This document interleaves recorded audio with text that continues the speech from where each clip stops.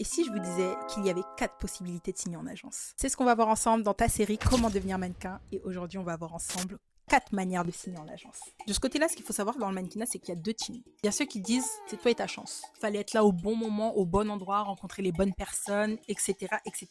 Et il y a l'autre team, provoquer la chance, provoquer les opportunités, t'as capté. C'est un peu mon cas. Donc nous, ce qu'on va faire, on va aller en entonnoir. Je vais te donner les 4 façons de signer en agence de la manière la plus improbable, la manière la plus rare, jusqu'à la manière où tu as le plus de chances de signer en agence. On y va?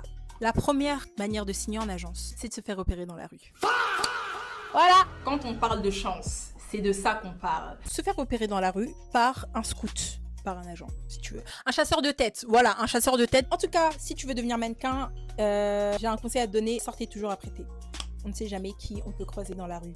En tout cas, si vous avez prévu d'aller dans les coins fréquentés, mettez au moins un peu de crème, faites au moins un peu vos cheveux. Genre limite, vous avez la flemme de sortir, mais un petit peu de baume, une bonne crème. C'est important. Selon moi, la probabilité que tu signes en agence avec cette technique est de 2%. Bon, allez, 10. Mais ça ne veut pas dire que c'est impossible. Hein. En tout cas, on ne baisse pas les bras. Il y a encore 3 manières de signer en agence. Donc n'hésite pas à t'abonner pour la partie 2. Et toi, est-ce que tu t'es déjà fait repérer dans la rue? N'hésite pas à nous raconter ton histoire en commentaire.